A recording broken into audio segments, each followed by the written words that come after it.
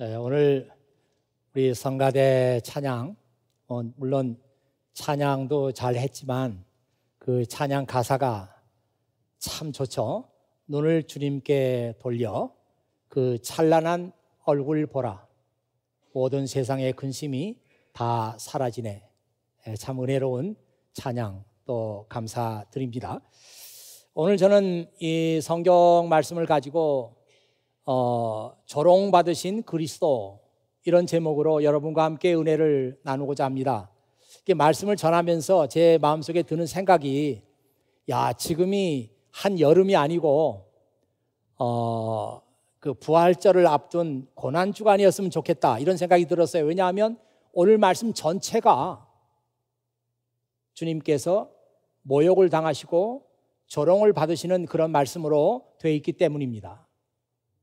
그 한가운데에 구레네 사람 시몬이 예수님의 십자가를 대신 짊어지고 골고다 언덕으로 올라갔다고 하는 그 말씀 빼고는 앞뒤로 전부 대제사장의 공관에서, 빌라도 총독의 공관에서 예수님께서 모욕을 당하시고 조롱을 받으셨고, 또 뒤에는 예수님께서 십자가에 못 박히셨는데 그 십자가에 못 박힌 그 아래에 있는 사람들이, 군인들이 예수님을 조롱했고, 율법학자와 대제사장들이 예수님을 조롱했다, 그런 말씀으로 되어 있습니다.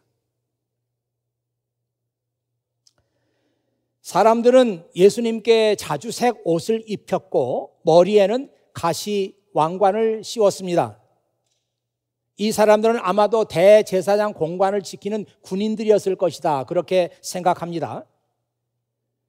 마태복음에 보면은 사람들이 예수님의 손에다가 막대기, 갈대 막대기를 쥐어주었다, 그런 말씀이 나옵니다. 또 어떤 사람은 예수님께 경례를 붙이면서 유대인의 왕 만세 하면서 예수님을 조롱했습니다. 예수님에 대한 조롱은 여기서 그치지 않습니다. 군인들은 예수님을 갈대 막대기로 때리기도 하고 침을 뱉고, 어떤 사람들은 예수님 앞에 무릎을 꿇는 흉내를 내기도 합니다. 우연인지 모르는데 지금 우리 새벽기도에서도 마태복음을 읽고 있는데, 그 마태복음에서 예수님께서 조롱을 받으시는 그 말씀을 지금 정말 우연인 것 같죠? 그 말씀을 읽고 있습니다. 그 말씀에 보니까 예수님께서 받으신 그 수치와 모욕이 이 마가복음에서 얘기하는 것보다 더 구체적으로 나와 있어요. 거기 보니까 사람들이 예수님의 얼굴에 침을 뱉었고 주먹으로 쳤고 손바닥으로 때리면서, 내가 예언자라면 누가 너를 때렸는지, 우리 중에 누가 그랬는지 맞춰봐, 이런 장난을 치면서 예수님을 조롱했다고 했습니다. 하나님의 아들이신 예수님을 체포한 사람들은 그 앞에서 말도 안 되는 만행과 폭행을 이렇게 저질렀습니다. 저는 그 장면을 보면서 예수님께서 십자가 위에서 기도하셨던 말씀이 생각이 났어요. 아버지, 이 사람들을 용서해 주십시오. 이 사람들은 자기들이 무슨 일을 하고 있는지 모르는 사람들입니다. 정말 이 말씀을 읽을 때마다 생각나는 것이, 예수님을 통해 가지고 나타난 하나님의 용서와 그 하나님의 사랑이 얼마나 높고 얼마나 깊고 얼마나 넓은 것이냐, 그런 생각이 듭니다. 정말 하나님의 용서와 사랑은 여기까지겠지, 이렇게 생각하면 언제나 하나님의 사랑은 그보다 더 크고 더 넓고 더 깊어요. 1909년 4월 6일에 미국인 로버트 피어리라고 하는 사람이 북극점에 도달했습니다. 한번 피어리 사진을 볼까요? 이런 역사적인 인물인데 우리가 한 번쯤 사진을 보면서 좀 이렇게 인정해 주는 게 좋지 않겠어요? 이 피어리 사진인데요, 그 밑에는 그 피어리가 남겼던 유명한 말이 나와 있습니다. Nothing easier. One step beyond the pole, you see, and the north wind becomes a south one. 그 정말 북극점에 도달하기까지 모든 난관을 이겨내면서 몇 번의 실패를 거듭하고 드디어 거기에 도착했어요. One step beyond the pole. 그 북극점이 있는데 그 북극점에서 한 발짝만 앞으로 더 나가면 북극에서 불어왔던 바람이 이제는 사우스에서 불어오는 바람이 된다. 야, 아주 그때 그 피어리가 느꼈던 그 감격, 그 놀라움, 그렇잖아요. 지금까지 그 북극 폴에서 바람이 불어오니까 북쪽에서 불어오는데 폴을 한 발짝 지나니까 이제부터는 그 바람이 똑같은 바람이지만 사우스에서 불어오는 바람이 된다. 아, 참 아주 감격적인 그런 말입니다. 이 피어리가 1986년 여름에 3개월 휴가를 얻어가지고 그린랜드에 가서 3개월을 보냈는데 그때 얻었던 그 경험, 그때 얻었던 그 영감이 그의 인생의 방향을 완전히 바꿔놨어요. 그로부터 무려 23년 동안 그의 나이 52세가 됐을 때 그는 드디어 이 북극점에 도달합니다. 그때 아내가 그에게 쿠키 하나를 주면서 당신이 북극점에 도달하면 내가 준 이 쿠키를 거기다 꽂으라. 그래서 아내가 준 그 쿠키를 거기다 꽂았다 그래요. 그리고 또 하나의 쿠키를 꽂았는데 이 쿠키는 피어리가 지난 15년 동안 그의 품속에 가지고 다니던 그 쿠키였다 그래요. 그래서 그 두 개의 쿠키를 북극점에다가 꽂았다고 하는 감격적인 그런 얘기가 있습니다. 그 중에 한 일화가 있는데 그는 이 북극점에서 과연 그 바다의 깊이가 얼마나 될까 하면서 그 깊이를 재려고 했습니다. 그런데 얼음을 깨는 데만 30시간이 걸렸대요. 깨도 그 얼음의 두께가 있기 때문에 깊이를 잴 수가 없어서 30시간을 노력해가지고 얼음을 깼어요. 그리고 이제 깊이를 재는데 이 피어리 자체가 원래는 그 펜실베니아에서 출생을 했지만 성장하고 학교를 다닌 것은 메인주였어요.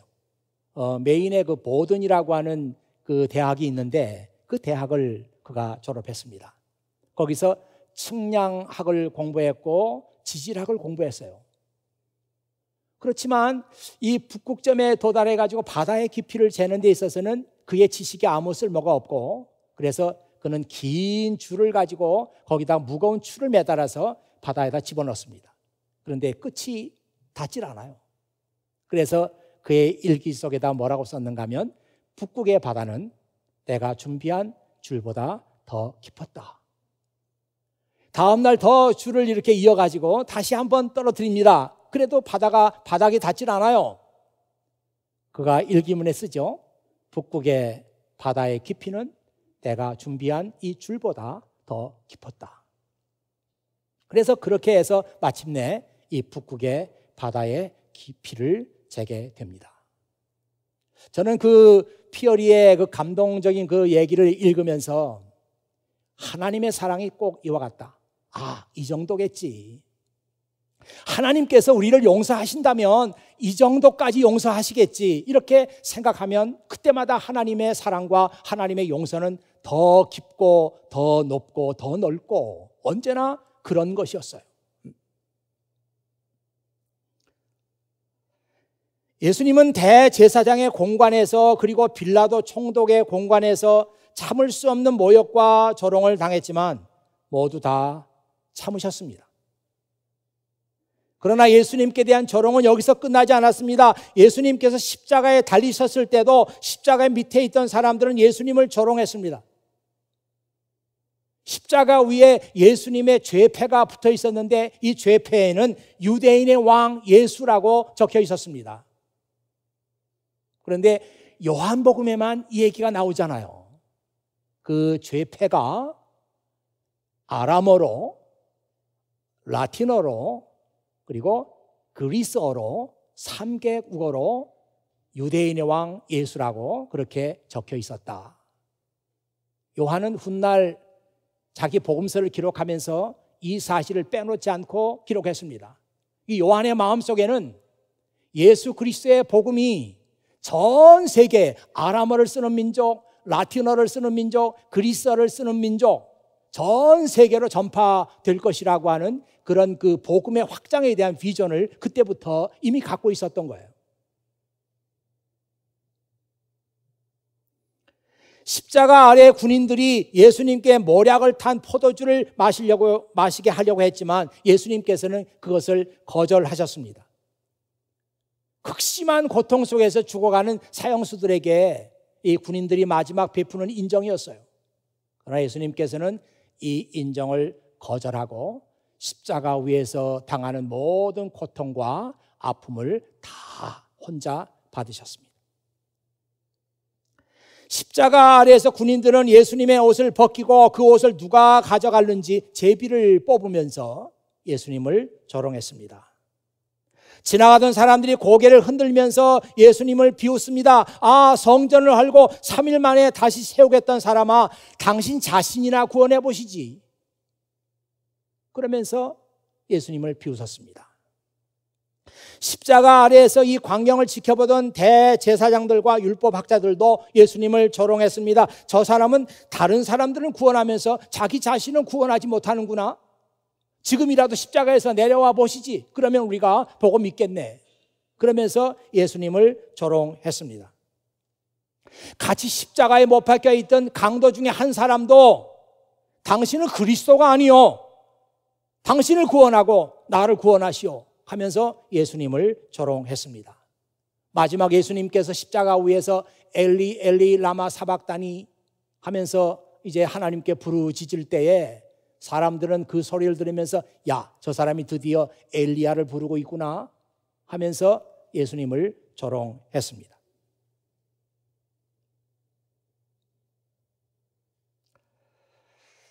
(1450년에서) (1516년까지) 살았던 네덜란드 화가 헤로니무스 보시라고 하는 사람이 있습니다. 아마 여러분들은 그 사람을 잘 모를 거예요. 그러나 이 사람은 그림을 많이 그리기도 했지만 성화를 그리는 대가였어요. 성화는 주로 이제 성경 말씀을 가지고 그림을 그리는데 거기서 얻은 영감을 가지고 예술적인 영감을 승화시켜서 그림으로 이제 표현하는 거잖아요. 그이가 무슨 그림을 그렸는가 하면은 Christ mocked. mock라고 말이 그 놀린다는 뜻이잖아요. 조롱한다는 뜻입니다. Christ mocked라고 하는 그런 그 그림을 그렸어요. 그리고 이 그림에는 다른 그 또 이름이 하나 있는데 crowning with thorns. thorns라는 게 가시를 말하잖아요. with thorns. crowning 하면 왕관을 씌운다 이 말인데 가시로 된 왕관을 씌운다 그런 제목으로 불려지기도 합니다. 제가 지금 보시가 그린 그림을 지금 여러분에게 보여드리고 있는데요. 이제부터는 제가 이 미술을 좀 해설을 할까 합니다.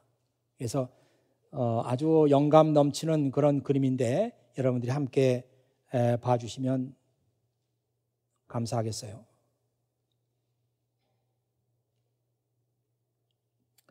이게 지금 내가 내놓은 게 아니죠? 그쪽에서 내놓은 것 같으네요.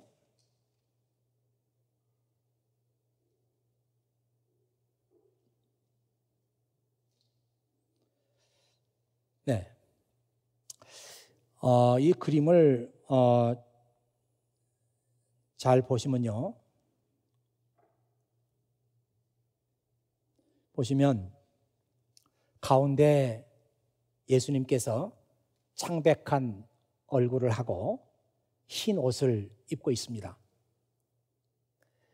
그리고 이 주변에 4명의 사람들이 이렇게 예수님을 에워싸고 있습니다. 이 사람들이 예수님을 조롱하고 예수님을 고문했던 그런 사람들을 이 보시가 그린 거예요.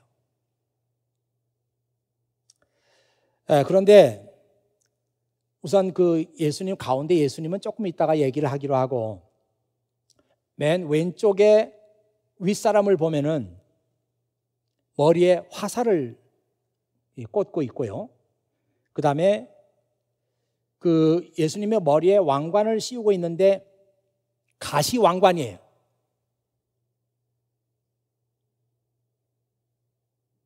뭐야? 잘못 그렸어요.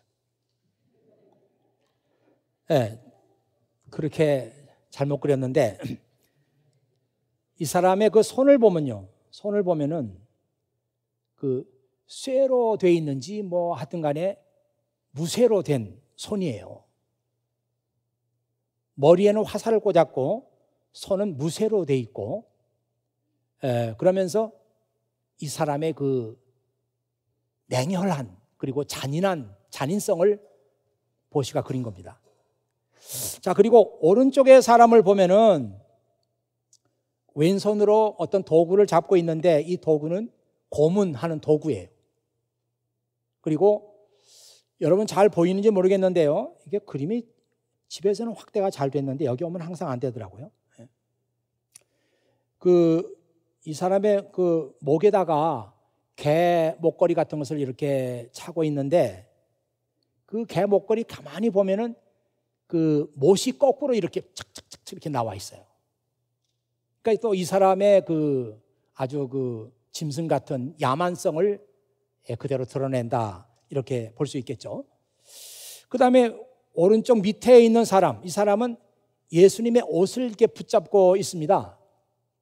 그런데 그냥 옷을 왜 붙잡고 있는지 보시는 그 설명을 다 하진 않았습니다만은 우리가 보기에 아마도 예수님의 옷을 지금 벗겨서 자주색 옷을 입혀주려고 하는 것인지, 아니면 자주색 옷을 입고 있었는데 벗기고 다시 예수님의 옷을 갈아입히는 그런 장면인지, 지금 옷을 이렇게 갈아입히는 그런 사람의 모습이 오른쪽 밑에 나와 있고요. 그 다음에 이제 왼쪽 밑에 있는 이 사람이 이제 우리가 주목해서 봐야 될 사람인데, 이 사람은 왼손에는 무슨 막대기 같은 것을 들고 있어요. 그러니까 이 막대기도 아마 예수님을 때리거나 그런 고문 도구 중에 하나가 아닌가, 이렇게 생각하고요. 그리고 얼굴을 보면은 그 흰 수염이 이렇게 나면서 그 아주 그 간사하고 간교한 그런 얼굴을 그렸습니다. 그리고 머리에 그 헤어 드레스라 그러죠. 이렇게 뭐 수건 같은 걸 덮어 썼습니다. 빨간 그 헤어 드레스를 덮어 썼는데 아마 여러분들이 잘 안 보일 텐데 이걸 좀 확대했으면 좋을 텐데 제가 확대가 안 돼요. 그쪽에서 확대할 수 있나요? 안 되죠. 여기에 보면 여기에 가운데 여러분이 어떻게 보이는지 모르겠습니다. 초승달이 이렇게 그려져 있어요. 초승달이 그려져 있고 초승달 위에 노란색으로 희미하게 별이 그려져 있어요. 이 초승달은 무엇을 상징하는가 하면은 이슬람교를 상징합니다. 그리고 이 초승달 위에 있는 노란 별은 유대교를 상징한다고 그래요. 그래서 이 보시는 그리스도교를 반대하고 그리스도교를 그 적대시하는 그런 이슬람교와 그리고 유대교로부터의 그 예수님께 대한 핍박, 이것을 이런 식으로 묘사를 했습니다. 자, 그리고 가운데 이제 예수님을 이렇게 보면은 얼굴이 창백하게 돼 있고요. 뭐 연약한 모습으로 도저히 이 네 사람이 이렇게 에워싸고 고문을 하고 조롱을 하는데 그걸 피할 길이 없어요. 이 그림을 잘 보면은 네 사람 모두가 다 전체 몸이 나와 있지 않고 다 잘려 있어요. 이렇게 전체 몸이 나와 있는 게 아니라 일부 이렇게 잘려져 있습니다. 이 얘기는 이 사람들 뒤에 예수님을 조롱하는 수많은 사람들이 지금 옆에 있다고 하는 것을 나타내고 있다고 해설가들이 그렇게 말을 합니다. 근데 예수님의 눈을 보면은 예수님의 눈이 자기를 고문하고 자기를 조롱하는 이 사람들을 보는 게 아니라 다른 데를 보고 있어요. 눈의 시선이 이 사람들에게 가 있지 않고 다른 데 가 있는데 해설자는 말하기를 지금 예수님은 이 그림을 보고 있는 그 독자들을 바라보고 있다. 그렇게 해설을 했습니다. 그러면서 예수님께서 눈빛으로 말하기를 나는 너를 위해서 이 고난을 받고 있다. 그런데 너도 나와 같이 고난받는 삶을 살아야 되지 않겠느냐.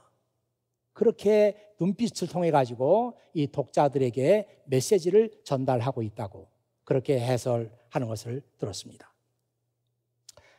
이제 다시 그 설교문으로 들어가면요.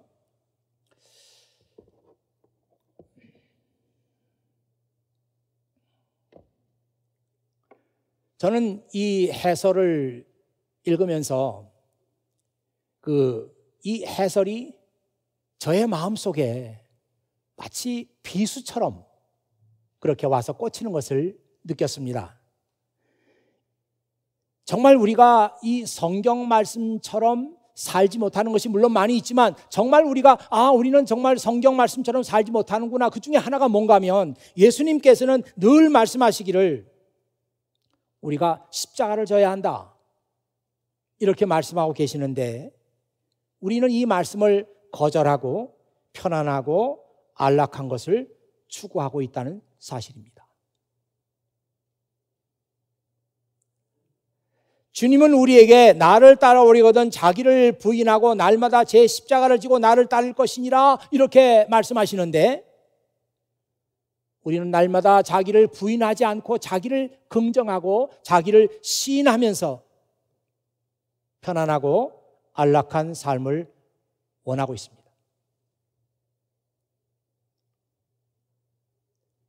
우리는 나이 75세가 돼서 자기 고향을 떠나 식구들을 데리고 하나님께서 가라고 하시는 미지의 땅으로 떠나는 아브라함을 보면서 박수를 쳐요.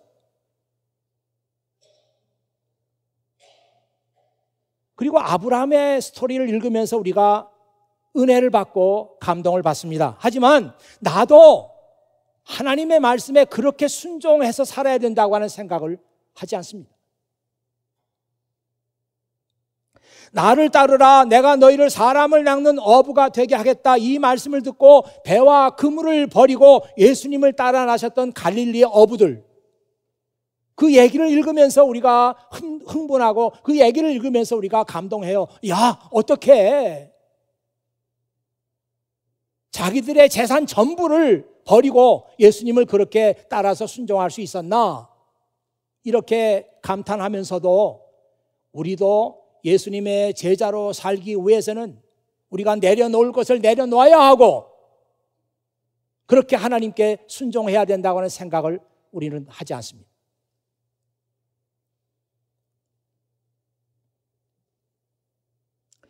우리는 영원한 것을 얻기 위해서는 영원하지 않는 것을 버리는 사람은 절대 바보가 아니다. 이렇게 말했던 짐 엘리엇.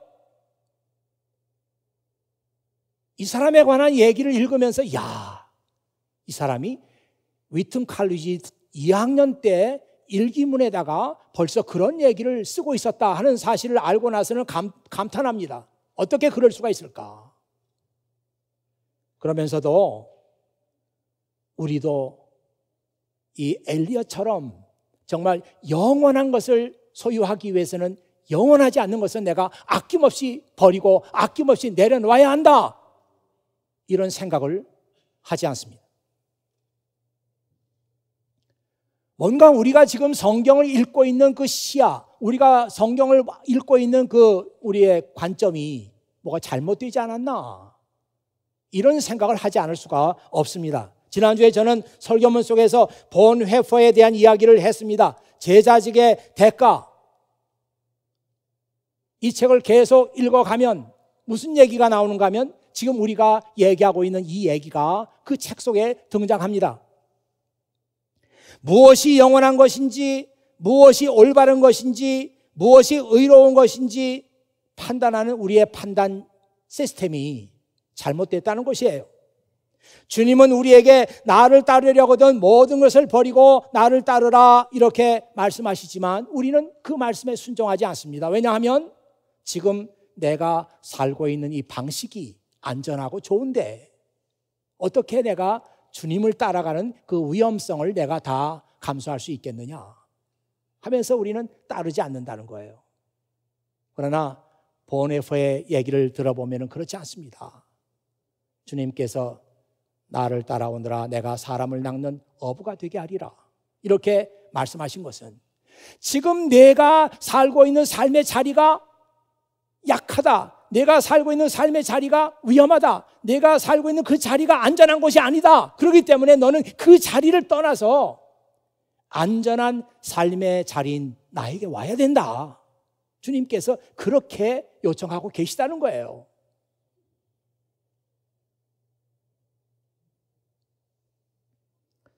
정말 도전적인 얘기는 뭔가 하면은 2000년 전에 살았던 가난하고 무식했던 갈릴리 어부들, 그 어부들과 오늘 여러분들을 한번 비교해 보세요. 그들은 가난했습니다. 그들은 교육을 못 받았어요. 오늘 여러분 어떻습니까? 뭐 경제적인 어려움이 좀 있는 사람이 있을지 모르겠습니다만은 갈릴리의 어부들보다 나아요. 여기 와서 다 고등교육, 최고의 교육들을 받고 있습니다. 그런데 왜 갈릴리 어부들은 예수님의 말씀을 들으면서 그게 옳다고 인정했어요? 아, 내가 있는 삶의 자리가 안전한 곳이 아니구나. 내가 여기에 영원히 있을 자리가 아니구나. 이렇게 생각하면서 그들은 용기를 내가지고 예수님을 따라갔던 것입니다. 그런데 오늘 우리는 어때요? 교육도 많이 받고 더 문화적인 혜택을 많이 받고 판단력이 있을 법한데도 불구하고 예수님의 말씀을 듣고 우리는 거절합니다. 아니에요. 제가 선택한 이 자리가 더 안전하고 여기가 좋습니다. 예수님 따라가는 것은 위험성이 많아요. 믿을 수 없어요. 그러면서 우리는 순종을 거절하고 있습니다. 우리 한 사람 한 사람이 교회입니다. 우리는 교회에 대해서 배우기로 교회는 건물이 아니다. 하나님의 부르심을 받은 우리 한 사람 한 사람이 교회다. 이렇게 배우고 있습니다. 여러분들의 가치 판단이 잘못되면 교회의 판단이 잘못되는 거예요. 지나간 2000년의 교회의 역사를 보면은 교회가 가장 건강했고 교회의 생명력이 살아있었고 왕성했던 때는 언젠가? 교회가 핍박을 받고 있을 때였습니다. 그들은 예배하는 자리도 없었어요. 카타콤을 예배당으로 사용해서 그들은 예배를 드렸습니다. 카타콤이 뭡니까? 무덤이에요. 그나마 무덤에서 우리가 예배를 드리면 여기까지 쫓아오진 않겠지 하면서 카타콤을 찾아가지고 지하 그 무덤 속에서 예배를 드렸던 겁니다. 그때가 교회의 생명력이 제일 왕성했어요. 살아있었어요. 2000년의 교회 역사 가운데 가장 교회가 연약했던 때, 교회가 타락했던 때는 언젠가? 교회가 정치와 결탁하고 교회가 자본주의와 결탁해서 편안하고 안락한 것을 추구했을 때입니다. 우리 생각하고는 반대예요. 그때가 교회가 가장 생명력이 약했어요. 교회는 그때부터 가난한 사람들을 버리고 부자들의 편에 섰습니다. 그 결과가 어떻게 됐습니까? 유럽의 교회들이 다 몰락했어요. 미국의 교회들이 몰락하고 있습니다. 불행하게도 한국의 교회들이 그 뒤를 충실하게 따라가고 있습니다.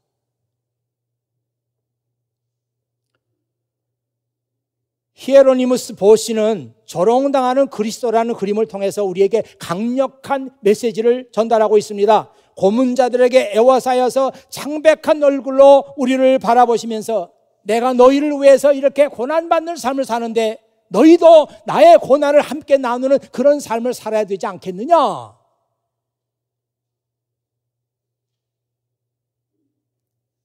그런 강력한 메시지를 오늘 우리에게 던지고 있습니다. 편안하고 안락한 삶을 추구하는 대신 다른 사람을 섬기는 삶을 우리는 선택해야 합니다. 자기의 권리를 주장하는 대신에 다른 사람의 고통을 대신 짊어지는 삶을 선택해야 합니다. 영광의 면류관을 쓰려고 하는 대신에 가시 면류관을 쓰는 삶을 우리는 선택해야 하고, 모든 사람들이 높은 곳을 향해서 올라갈 때 우리는 낮은 곳을 향해서 내려가는 그런 삶을 선택해야 합니다. 이것이 우리를 위해서 조롱을 받으시고 우리를 위해서 고난을 받으시는 예수 그리스도의 삶을 내가 실천해 나가는 우리의 삶의 방식이라고 믿는 것입니다. 더 망설일 시간이 없어요. 더 망설일 시간이 없습니다. 지금 우리가 내 삶의 방식을 고치지 않으면 어쩌면 영원히 이제 내 앞에는 그런 기회가 없을지 몰라요. 제가 지난 30년 동안 한 교회를 섬기면서 가장 보람 있게 생각한 것은 내가 젊은 청년들을 접하면서 이들과 함께 하나님의 말씀을 나눌 수 있었다는 특권입니다. 물론 연세가 드신 분도 계시고 저와 동갑인 그런 분도 계시고 저보다 연세가 좀 많으신 분도 우리 교회 안에 계시지만, 지난 30년 동안에 제가 힘써서 하나님 말씀을 나눴던 이 청년들, 저에게는 너무나 귀한 대상들이었어요. 왜냐하면 이 사람들은 하나님의 말씀을 듣고 결단할 수 있는 기회가 남아있는 사람들이었어요. 여기 혹시 청년이 아닌 분들은 오해하고 듣지 마세요. 청년들이 할 수 있는 특권이라면 내가 옳다고 믿는 것에 대해서 결단할 수 있는 특권, 이게 청년의 특권이에요. 여러분, 이때를 놓치게 되면 다시는 여러분의 삶을 수정할 수 있는 그런 기회가 여러분 앞에 없을지 모릅니다.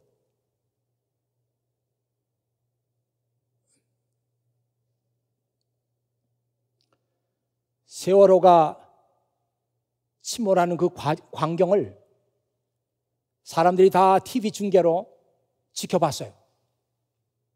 저도 TV로 그 광경을 그날 아침에 지켜봤습니다. 아니, 배는 기울어 가는데 갑판 위에 사람들이 왔다 갔다 해요. 군인들이 왔다 갔다 해요. 구조원들이 왔다 갔다 해요. 아니, 저 사람들이 지금 왜 유리창을 깨지 않나? 왜 배 옆구리를, 옆판을 왜 이렇게 걸어만 다니지? 무슨 대책이 있나? 봤더니 아무것도 없었어요. 그냥 배는 점점 기울더니만 걷잡을 수 없이 침몰하고 말았습니다. 누군가가 그 시간이라도 유리창을 깼더라면 사람들 나올 수 있잖아요. 아무도 깨는 사람 없었어요. 누구 한 사람 지금 나오지 않으면 다 죽습니다 외친 사람 없었어요. 그냥 편안하게 자기들은 무슨 일을 하는지 왔다 갔다 하면서 그 갑판 위를 걸어 다녔던 거예요. 지금 우리는 침몰하는 세월호 속에 앉아있는 승객들과 같습니다. 교회도 그래요. 지금 우리가 지금까지 살아왔던 우리의 삶의 방식을 지금 우리가 잘못했구나, 이것이. 이것은 예수님을 따르는 삶의 방식이 아니었구나, 이것은 성경 말씀을 따르는 사람들의 삶의 방식이 아니다 하는 것을 지금이라도 알고 고치면 모두가 살 수 있어요. 나도 살고 여러분도 살고 교회도 살 수 있어요. 그런데 지금 여러분이 믿는 그대로 그 자리에 앉아 있으면 다 죽습니다. 언젠가는 우리가 손 쓸 수 없는 그런 때가 오고 말 거예요. 지금 이 시간 여러분들이 마음을 결단해야 합니다. 제가 오늘뿐만이 아니에요. 지난 시간에도 저는 여러분들에게 계속해서 같은 메시지를 던졌어요. 오늘 성령께서 여러분의 마음을 타취하시면서 야, 나는 지금까지 성경을 믿고 예수를 믿는다고 하면서도 성공하기를 바랬고, 나는 지금까지 교회를 나오면서도 다른 사람에 대한 관심이 없었고, 나는 교회를 나오면서 이것이 그냥 예수 믿는 방식인가 보다 하고 그렇게 살아왔어요. 이것이 잘못됐다는 겁니다. 지금 여러분들이 나 자신을 반성해 보면서 내 삶을 고쳐야 희망이 있어요. 지금 성령께서 여러분의 마음을 타치해 주시기를 바랍니다. 아, 정말 난 정말 멋있는 크리스찬 되고 싶어. 난 정말 예수님의 제자가 되고 싶어. 그렇게 한번 살아보고 싶어. 그런 마음들을 성령께서 여러분들에게 허락하시기를 바랍니다.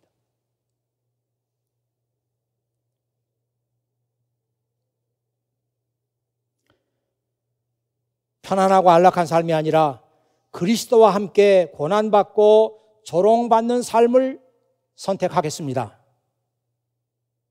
예수님의 마음을 가지고 섬김을 받는 삶이 아니라 섬기는 삶을 살겠습니다.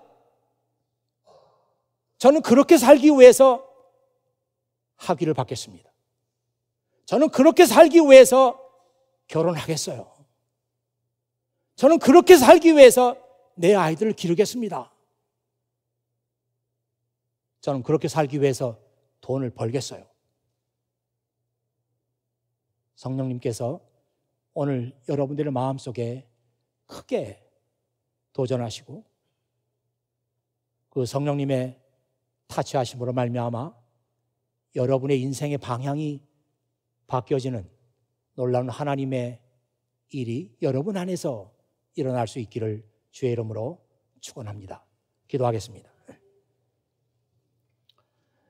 아버지 하나님 감사합니다. 오늘도 아버지 하나님께서 이 교회를 사랑하시고 또 이 교회에 속한 저희 한 사람 한 사람을 사랑하시며 이 세상 어디서도 들을 수 없고 학교에서도 들을 수 없는 주님의 말씀을 한자리에서 듣게 하셨습니다. 아버지 하나님, 하나님의 말씀은 좌우에 날이 서 있는 아주 날선 검과 같다고 우리는 배웠습니다. 이 시간 하나님의 말씀이 우리의 마음을 쪼개서 잘못된 것을 다 드러내게 하시고 온전한 마음으로 하나님께서 다시 치유해 주시기를 간절히 바라옵고 원합니다. 우리가 예수를 믿고 교회 생활하면서 잘못 알고 잘못 행동했던 것들이 얼마나 많이 있습니까? 이것은 예수님께서 걸어가신 길이 아닌데도 불구하고 우리는 그 길을 걸었습니다. 이것은 예수님께서 기뻐하지 않는 생각임에도 불구하고 우리는 그런 생각하면서도 부끄러워하지 않았습니다. 이렇게 믿어왔던 결과가 오늘처럼 되었습니다. 아버지 하나님, 지금도 늦지 않았습니다. 아버지 하나님께서 나에게 말씀으로 도전하시고 우리를 챌린지 하실 때 아버지 하나님 성령의 도우심으로 이 말씀을 받아 듣게 하시고 그런 사람 한 사람마다 하나님께서 하시는 놀라운 변화의 역사가 일어나게 해주시옵소서. 우리 구주 예수 그리스도의 이름으로 기도하옵나이다. 아멘.